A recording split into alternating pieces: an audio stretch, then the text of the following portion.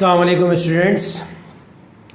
चलें जनाब, last lecture में हमने बाइनोमियल थ्योरम को स्टार्ट किया था और बाइनोमियल थ्योरम में मैंने आपको लास्ट लेक्चर में पास्कल ट्रायंगल बनाया था, जिसमें मैंने आपको इन डिटेल बताया था कि if we have power in positive whole number we have a formula and if the power is n then there will be n+1 number of terms and with the help of Pascal's triangle we can find number of terms, we can find sum of the binomial coefficient, we can find sum of odd position binomial coefficient, or also we can find sum of even position binomial coefficient। और मैंने आपको last lecture में यही बताया था कि बेटा binomial coefficient first term और लास्ट टर्म का हमेशा सेम होगा जो कि 1 होगा। तो आज वहीं से हम आगे लेके चलते हैं। क्या लिखा हुआ है? Binomial coefficients are same from both sides. मैंने आपको बताया था कि अगर दोनों साइड से देखें बाइनोमियल कोफिशिएंट सेम होंगे। अगर हम असेंडिंग ऑर्डर में चले या डिसेंडिंग ऑर्डर में चले, लेफ्ट से राइट चले या राइट से लेफ्ट चले, दोनों के कोफिशिएंट का ऑर्डर क्या होगा? सेम। और सबसे बड़ी बात, फर्स्ट और लास्ट टर्म का कोफिशिएंट लाजमी सेम होगा जो कि 1 होगा। अच्छा जनाब, ये NC0, NC1, NC2, NC3 dot dot NCN, ये क्या है? ये बाइनोमियल कोफिशिएंट है। तो प्लस लगने से क्या हो गया? क्या ये सम ऑफ बाइनोमियल कोफिशिएंट हो गए? और सम ऑफ बाइनोमियल कोफिशिएंट का फॉर्मूला क्या था? 2 पावर n, क्योंकि 0, 1, 2, 3। अगर यहाँ लिखा होता NC1, NC3, NC5 तो वो ऑड पोजीशन हो जाती, और sum of odd position binomial coefficient क्या था? 2 पावर n-1। और यही सेम फॉर्मूला इवन पोजीशन के लिए था। Is it clear? तो आज हम चलते हैं टर्म इंडिकेटेड फॉर्मूले पे। क्या मतलब भाई? अगर if we have 100 power, if we have n equals to 100 then how many term will be there? 101 term. और अगर मैं बोलूँ मुझे उसमें 78 टर्म चाहिए, तो क्या आप 78 तक उसको एक्सपेंड करोगे? नहीं। तो इसके लिए भी हमारे पास एक फॉर्मूला है। क्या मतलब? आइए, अगर आपको याद हो तो हमने सेकंड टर्म को क्या मैं T2 को T1+1 लिख सकता हूँ। और अगर आपको याद हो लास्ट लेक्चर बाइनोमियल, तो उसमें सेकंड टर्म आ रही थी NC1 an-1 b1। क्या मैं थर्ड टर्म को लिख सकता हूँ 2+1, और वो आ रही थी NC2 an-2 b2। क्या मैं फोर्थ टर्म लिख सकता हूँ T3+1, वहाँ आ रहा था NC3 an-3 b3। आप लास्ट लेक्चर उठा के देखें, उस फॉर्मूले में सेकंड टर्म हमारे पास ये आ रही थी, थर्ड टर्म हमारे पास ये आ रही थी, फोर्थ टर्म हमारे पास ये आ रही थी। Basically we have a general term formula. ये कहलाता है बाइनोमियल का टर्म इंडिकेटेड फॉर्मूला। लेकिन ये बात याद रखिएगा, जो लास्ट लेक्चर में पढ़ा है, जो इस लेक्चर में पढ़ रहे हैं, इन सब में power should be positive whole number. Power positive भी होनी चाहिए और होल नंबर में भी होनी चाहिए। पावर नेगेटिव में, डेसिमल में, फ्रैक्शन में नहीं होनी चाहिए। तो we have a term indicated formula that is TR+1 equals to NCR an-r br, where A is the first term, B is the second term, N is the power R। जो भी term मालूम करेंगे R हमेशा उससे कम होगा। जो भी term मालूम, एग्जाम्पल देखिए, सेकंड टर्म थी तो R+1, सही है ना? सेकंड टर्म थी, R क्या लिया? 1। थर्ड टर्म थी, R क्या लिया? 2। फोर्थ टर्म थी, R के लिए 3। अगर मुझे 9 टर्म चाहिए तो R की जगह क्या लूँगा मैं? 8, क्योंकि 8+1 ही 9 होगा। अगर मुझे 9 टर्म चाहिए और R को भी मैंने 9 ले लिया, तो ये 9+1 10 बन जाएगा। तो R क्या होता है? जो भी टर्म मालूम करनी है, जो भी टर्म निकालनी है, हमेशा R की वैल्यू उससे कम लेनी है। तो we have a term indicated formula TR+1 equals to NCR an-r br। अगर आपको एक्सपेंशन फार्मूला याद हो तो उसे प्लस के लिए अलग फार्मूला था, माइनस के लिए अलग फार्मूला था। प्लस में ऑल टर्म्स आर पॉजिटिव, तुम्हें याद हो कि नहीं याद हो लास्ट लेक्चर? प्लस में all terms are positive, minus में ऑल्टरनेट चलता था। First term plus, second term minus, फिर प्लस, फिर माइनस, ऑल्टरनेट था। लेकिन ये फार्मूला दोनों के लिए, ये प्लस में एक्सपेंशन हो या माइनस में एक्सपेंशन हो, दोनों के लिए सेम फार्मूला है। सिर्फ यहाँ पे साइन कंसीडर करेंगे। अगर सेकंड टर्म नेगेटिव है तो बी नेगेटिव लेंगे, अगर सेकंड टर्म भी पॉजिटिव है तो बी को पॉजिटिव लेंगे। तो इस फॉर्मूले में साइन कंसीडर करेंगे। आइए एग्जांपल देते हैं। Find the sixth term in the expansion of this. देखिए पावर 8, पावर क्या है इसकी? 8। So how many term will be there? 9। तो इसमें टोटल 9 टर्म्स हैं, लेकिन मुझे 9 टर्म सरोकार नहीं है, मुझे टोटल टर्म सरोकार नहीं है। मुझे चाहिए, मेरी चाहत 6 टर्म है। I need 6 term. तो 6 टर्म है, term indicate formula TR+1 equals to NCR AN minus r b r. अब बताइए अगर 6 टर्म चाहिए तो मैं R क्या लूंगा 5, जो भी टर्म निकालते हैं R हमेशा उससे कम होता है। तो देखिए 6 के T6 लिख सकता हूँ मैं T5+1, इसका मतलब मेरे पास A की वैल्यू क्या है A/3, A is the first term A/3, जबकि B की वैल्यू क्या है -2/B। बहुत सारे बच्चे गलती करते हैं, इसको 2/B ले लेते हैं। बेटा साइन कंसीडर होगी, क्योंकि यहाँ प्लस के लिए अलग और माइनस के लिए अलग फॉर्मूला नहीं है। जब भी प्लस और माइनस के लिए अलग अलग फॉर्मूला ना हो तो साइन कंसीडर करते हैं। तो जनाब A की वैल्यू हो गई A/3, B की वैल्यू हो गई -2/B, N की वैल्यू 8 है। R क्या आ गया मेरे पास, जो भी टर्म निकालते हैं R उससे एक कम होता है, 6 टर्म निकालनी है तो 6 से कम एक कम कर दो 5, तो R की वैल्यू क्या हो गई 5। तो हमने क्या किया, सिर्फ वैल्यू पुट करी है। R की जगह देखिए 5 पुट किया, 5+1 6, N की जगह 8, R की जगह 5, A की जगह A/3, N minus R 8 - 5, again B की जगह -2/B और R की जगह 5। सिंप्लीफाई कर लिया इसको। अगर कैलकुलेटर अलाउ नहीं है तो आप NCR का फॉर्मूला लगा लें, n⁻n−r⁻⁴ dot r factorial. 8 - 5 power 3 हो गया और ये पावर 5 ऐसे ही रहा। अब मुझे बताइए 8 फैक्टोरियल क्या होता है, 8 फैक्टोरियल हटाते जाओ, एक कम करते जाओ। आपने पढ़ा होगा कॉम्बिनेशन में 8 × 7 × 6 × 5, 5 पे 5 फैक्टोरियल लगा दिया, इसको आगे 1 तक नहीं खोला। क्यों? क्योंकि नीचे 5 फैक्टोरियल मौजूद था। तो देखिए 5 फैक्टोरियल से 5 फैक्टोरियल कैंसिल, ये 8 - 5 3 फैक्टोरियल, जबकि ये A की पावर 3 बन गया और 3 की पावर 3 क्या होता है 27। माइनस साइन है, पावर ऑड है, माइनस रिमेन माइनस, 2 की पावर 5 है 32 और B की पावर 5 क्या हो गया B5। मज़ीद सिंप्लीफाई करते हैं तो ये 8 × 7 × 6 लिखा रहा, जबकि 3 फैक्टोरियल क्या होता है 3 × 2 × 1, A/27 अपनी जगह मौजूद है और -32/B5 अपनी जगह मौजूद है। 8 6 से 3 × 2 6, 6 1 6, 6 से 6 कैंसिल, 8 7 56, 27 अपनी जगह मौजूद है, -32 भी एक जगह लिख लिया, पूरे कोफिशिएंट एक जगह लिख लिया। क्या बचा A/B5। इसको मैंने मल्टीप्लाई और डिवाइड कराया, न्यूमिनेटर को न्यूमिनेटर से मल्टीप्लाई कराया तो प्लस माइनस 56 × 32 होता है बेटा 1792। A/B5 अपनी जगह है, डिनोमिनेटर 27 अपनी जगह है। तो जनाब ये आ गई मेरे पास डायरेक्ट 6 टर्म। तो टर्म इंडिकेट फॉर्मूले से आप कोई भी स्पेसिफिक टर्म फाइंड कर सकते हो। अच्छा अब आगे चलते हैं। चले भाई, अब हमने नंबर ऑफ टर्म्स के बाद, सम ऑफ बाइनोमियल कोफिशिएंट के बाद, sum of odd position coefficient, sum of even position binomial coefficient के बाद हमने टर्म इंडिकेट फॉर्मूला पढ़ लिया। अब हम बात करते हैं मिडिल टर्म की। किसकी? मिडिल टर्म की। आइए तो मैं आपको मिडिल टर्म फाइंड करने का डायरेक्ट फॉर्मूला बताऊं। देखें एक टेक्निक, पहले तो एक सवाल सुन लें, होमवर्क दे रहा हूँ। Find the fourth term in the expansion of x + y/2। तो बताइए A की वैल्यू क्या है x, B की वैल्यू क्या है y/2, N की वैल्यू क्या है 13। अगर मैं इसको एक्सपेंड करता है तो how many term will be there 14। लेकिन मुझे 4 टर्म चाहिए, तो जो भी टर्म निकालते हैं R उससे एक कम होता है। अगर मुझे 4th टर्म निकालनी है तो R की वैल्यू क्या होगी, एक कम कर दे 4 से, 4 - 1 3। तो यहाँ पे A की वैल्यू x है, B की वैल्यू y/2 है, N की वैल्यू 13 है और R की वैल्यू क्या होगी इधर 3। Is it clear? तो ये होमवर्क है, जस्ट वैल्यू पुट करनी है फॉर्मूला लगा के। अब मिडिल टर्म की एक टेक्निक सिखा रहा हूँ। मिडिल देखें, इस टर्म इंडिकेटेड फॉर्मूले में सिर्फ अगर आपको R मिल जाए, A और B तो पता होगा एक्सपेंशन में पावर दी भी होगी N, अगर आपको R मिल जाए तो आपको टर्म की लोकेशन मिल जाती है।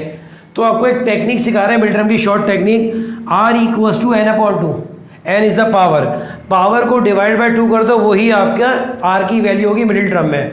Example question, find the middle term in the following expansions. सही ना, एक्सपेंशन बहुत सारी है। First part A/3 - 2/B power 8, power 8 है, how many term will be there 9। लेकिन मुझे टोटल टर्म सरोकार नहीं है, आई नीड मिडिल टर्म। क्या टेक्निक सिखाई थी? R निकालने। R क्या होता है n/2, n होती है पावर, पावर थी 8, 8/2 इज 4। इसका मतलब R की वैल्यू 4 आई है। और जब टर्म इंडिकेट फॉर्मूला क्या होता है TR+1 = NCR AN - R/BR। तो R की वैल्यू क्या आई है मेरे पास 4, तो 4 + 1 क्या होता है 5। इसका मतलब मेरे पास इस एक्सपेंशन में मिडिल टर्म क्या है 5। जबकि A की वैल्यू तो A/3 है, B की वैल्यू -2/B है, N की वैल्यू वो 8 है। सिंपल आपने वैल्यू पुट करनी है और सिंप्लीफाई करके खुद आंसर लिखना है। सिंप्लीफाई आप खुद कर लेगा। Is it clear? आइए एक और क्वेश्चन देखते हैं। x प्लस वाई अपॉन 2 की पावर 13, मिडिल टर्म फाइंड करनी है इसमें भी। क्या सिखाया मिडिल टर्म फाइंड करने का formula, r equals to n upon 2। Again मैंने r equals to n upon 2 लिखा, n अपॉन 2 लिख दिया, n क्या 13, 13 अपॉन 2 क्या आ गया 6.5। बेटा याद रखिएगा कभी भी r पॉइंट में नहीं आ सकता। ये तो टेक्निक आ रही है ना, टेक्निक के लिए सिखा रहे हैं, तो इसको बताते हैं कैसे करेंगे। r की वैल्यू कभी भी पॉइंट में नहीं आएगी, क्यों? क्योंकि r रिलेट करता है टर्म से। टर्म या तो एक होती है या दो होती है, नहीं होती। कभी भी ये नहीं होगा 2.5 टर्म, या तो 1 टर्म होगी या 2 टर्म होगी या 3 टर्म होगी, 2.5 कोई चीज़ नहीं है। लेकिन ये तो टेक्निक के लिए सिखाया था। अब सुने, यहाँ पे आ गई r की वैल्यू 6.5, इसका मतलब 6 और 7 के बिटवीन, 6 के बाद 7 से पहले। क्योंकि r मैंने उर्दू में लिख दिया समझाने के लिए, क्योंकि r हमारे पास पॉइंट्स में आ रहा है, तो हमारे पास 2 एम्प्टी मतलब मिडिल टर्म होंगी। अगर ये टेक्निक में ये है कि अगर r की वैल्यू पॉइंट में आ जाए तो जिनके बिटवीन वैल्यू है वो दोनों मिडिल टर्म होंगी, वो दोनों मिडिल टर्म होंगी। तो इसका मतलब यहाँ पे 2 मिडिल टर्म है, कौन कौन सी? 6 और 7, 6 और 7। तो इसका मतलब मेरे पास 6 और 7 r की वैल्यू, ये तो r की वैल्यू कंसिडर होंगी ना, टर्म में तो वैल्यू पुट करेंगे। इसका मतलब यहाँ पे 2 मिडिल टर्म है जिनकी r की वैल्यू क्या है 6 और 7।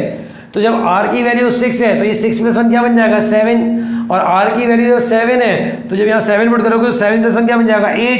इसका मतलब इसकी एक्सपेंशन इसकी पावर 13 थी, तो how many term will be there 14। उन 14 टर्म में 2 मिडिल टर्म कौन सी आ रही हैं, एक 7 आ रही है और एक 8 आ रही है। बेटा ये सवाल एग्जाम में इस तरह भी पूछ सकते हैं, यहाँ पे नोट करो पावर इवन थी, तो पावर इवन है भाई, पावर क्या है 8 जो कि इवन है, so how many term will be there 9 odd है। इसका मतलब अगर if the power is even then the number of terms will be odd, और if the power is even there is only 1 middle term exist. अगर आपके पास power even है तो सिर्फ एक मिडिल टर्म आएगी, जबकि 13 इज ऑड, और अगर आपके पास पावर ऑड है तो 2 मिडिल टर्म आती हैं। Is it clear? ये इस तरह भी एमसीक्यूज पूछ सकता है एग्जामिनर। याद रखिएगा अगर पावर इवन होगी तो नंबर ऑफ टर्म ऑड हो जाएंगी, और अगर पावर ऑड होगी तो नंबर ऑफ टर्म इवन हो जाएगी। बेसिकली इवन ऑड की डेफिनेशन क्या है, इवन में +1 कर दो ऑड बन जाता है, या -1 कर दो तब भी ऑड बन जाता है। इसी तरह ऑड में +1 कर दो तब इवन बन जाता है, ऑड में -1 कर दो तब भी इवन बनेगा। एग्जाम्पल 8 है, इवन नंबर है, +1 कर दें 9 तो 9 ऑड हो गया, 9 है, एक कम कर दें -1 फिर इवन बन गया 8। तो इवन ऑड में +1 -1 का डिफरेंस होता है। मैंने आपसे क्या कहा कि if the power is n then there will be n+1 number of term. जो भी पावर होती है टर्म उससे एक ज्यादा होती है, ऐसा ही है। इसका मतलब अगर हमारे पास पावर इवन होगी तो नंबर ऑफ टर्म कितनी होगी ऑड, और मिडिल टर्म कितनी होगी 1। और अगर हमारे पास पावर ऑड होगी तो नंबर ऑफ टर्म कितनी होगी इवन, और मिडिल टर्म कितनी होंगी 2। Is it clear? Third part, ये मैं वैल्यू पुट नहीं कर रहा, वैल्यू आपने खुद पुट करनी है। ए की वैल्यू x है, बी की वैल्यू y/2 है, n की वैल्यू 13 है, और इन दोनों के बिटवीन था तो 6 और 7 आ गया। यहाँ आ गया 6 पुट करोगे तो 6 + 1 7 टर्म, और यहाँ r 7 पुट करोगे तो 7 + 1 8 टर्म। ये आपने खुद करना है। इसका एक पार्ट मैं होमवर्क दे रहा हूँ जिसमें लिखा हुआ है x² + 1/x पावर 9। बताइए पावर ऑड है तो नंबर ऑफ टर्म क्या होंगी इवन, 10 होगी ना, इवन है। और how many middle term will be there will be 2 middle term, क्योंकि पावर ऑड है। अब 9/2 करोगे r = n/2, 9/2 क्या होता है 4.5। इसका मतलब r की वैल्यू 4 और 5 दोनों है, तो r की वैल्यू जब 4 पुट करोगे तो टर्म कौन सी आएगी 5, और r की वैल्यू जब 5 पुट करोगे तो टर्म क्या आएगी 6। इसका मतलब इस एक्सपेंशन में टोटल 10 टर्म है जिसमें 5 और 6 आपकी मिडिल टर्म है। Is it clear? तो जनाब उम्मीद है आपको मिडिल टर्म भी क्लियर हो गया होगा। अब हम आगे चलते हैं रिक्वायर्ड पावर। अब अगर आपको first year maths chapter number 8.3 question number 7 8 याद हो, 7 8 9 10, वहाँ पे आपसे पूछा था find the term independent of x, find the term involving x², find the term involving x⁻10, find the term involving y-2। क्या मतलब, कोई भी रिक्वायर्ड पावर देता था इंडिपेंडेंट ऑफ x, मतलब x से आज़ाद x⁻0, तो उसकी भी आज आपको शॉर्ट टेक्निक सिखाएं। क्या मतलब, अगर आपको r की वैल्यू मालूम हो जाए तो टर्म निकालना कुछ भी नहीं है आपके लिए। भाई एक्सपेंशन में जो फर्स्ट टर्म है वो ए, जो सेकंड टर्म है वो बी, जो पावर है वो एन। आर जो टर्म निकालते हैं आर उससे कम होता है। Is it clear? तो जनाब उसकी भी शॉर्ट ट्रिक लिखी हुई है रिक्वायर्ड पावर की, power of A multiply into N minus R, where N is the power, R क्या होता है जो टर्म निकालते हैं उससे एक कम, plus power of B into are equals to required power. क्या मतलब, इसको कैसे यूज करेंगे आइए बताते हैं। We have a question, find the term containing first part x square in the expansion of x plus 1 upon x square 8 power 8। बताइए ए की वैल्यू क्या है यहाँ पर, एक्स, ये मेरे पास क्या हो गया ए, ये मेरे पास क्या हो गया बी, ये मेरे पास क्या है एन। तो मुझे बताएं ए की वैल्यू एक्स है, बी की वैल्यू 1 अपॉन एक्स स्क्वायर या एक्स की पावर -2, एक ही बात है। एन की वैल्यू 8, मेरे पास आर नहीं है, so we have a short trick. Short trick क्या थी, पावर ऑफ ए। बताइए ए की पावर क्या है अपने, ये ए है ना, इसकी ए एक्स है, यहाँ पर पावर क्या है 1, एन माइनस आर, एन क्या था 8 minus r plus power of b. अब 1 अपॉन एक्स स्क्वायर को जब मैं एक्स स्क्वायर को ऊपर लेके जाऊंगा तो एक्स स्क्वायर एक्स की पावर क्या बन जाएगी -2 into are equals to required power क्या चाहिए था, एक्स स्क्वायर चाहिए था, रिक्वायर्ड पावर क्या है 2 या 2 लिख दिया। अब इसको देख के मुस्कुरा रहे होंगे भाई, किसे देख के मुस्कुराते हैं, जिसे जानते हैं, इसे हम जानते हैं एक इजिकल्स 2 है, एक अननोन है आर, आंसर तो आएगा ही आएगा।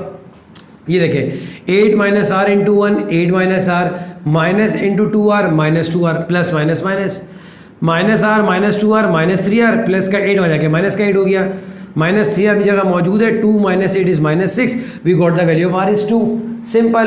अब बताइए टर्म इंटीग्रेट फॉर्मूला क्या था, tr + 1 equals to NCR an minus r b an minus r b r, t की जगह टी, आर की वैल्यू 2 आई है, प्लस अपनी जगह मौजूद है, n 8 था, r 2 आया है, ए की वैल्यू x थी, n माइनस आर मतलब 8 - 2, बी की पावर b क्या था x की पावर -2, 1 अपॉन एक्स स्क्वायर को x की पावर -2 लिख सकते हैं, r क्या आया 2।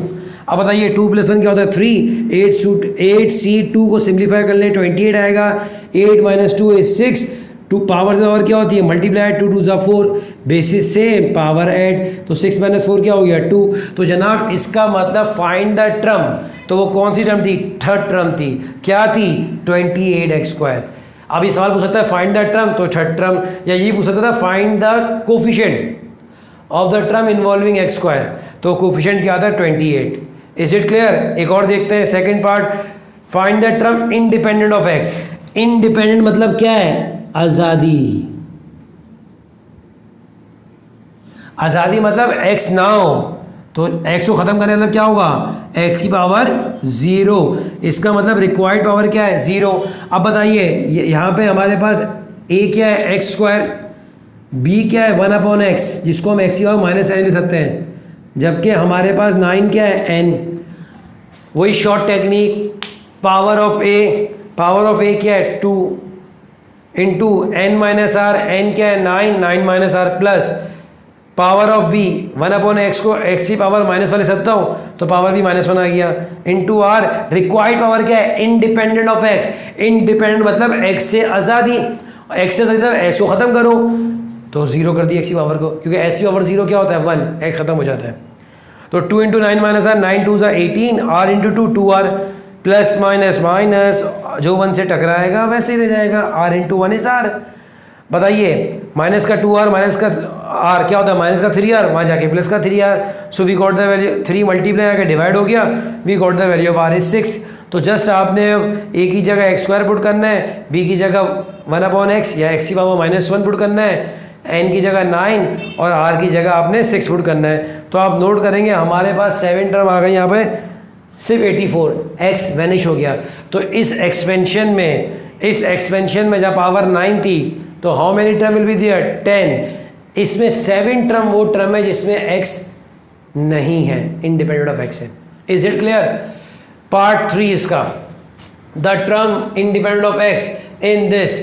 अगेन वही सवाल, अब मुझे बताइए पावर ऑफ a क्या है 2 into n minus r 10 - r plus power of b क्या है 1 अपॉन रूट x है, अंडर उठाओगे 1/2 लगाओगे, ऊपर लेके जाओगे साइन चेंज कराओगे, तो 1 अपॉन रूट x जब ऊपर आएगा तो x की पावर -1/2 बन जाएगा, तो b की पावर हो गई -1/2 into r equal to 0, 2 into 10 20, 2 into r 2r, plus minus minus r one जा आर अपॉन 2 इक्वल टू 0। 20 अपनी जगह मौजूद है, माइनस का 2r वहाँ जाके प्लस का 2r हो गया, आर वन जा आर माइनस का r अपॉन 2 वहाँ जाके प्लस का अपॉन 2 हो गया।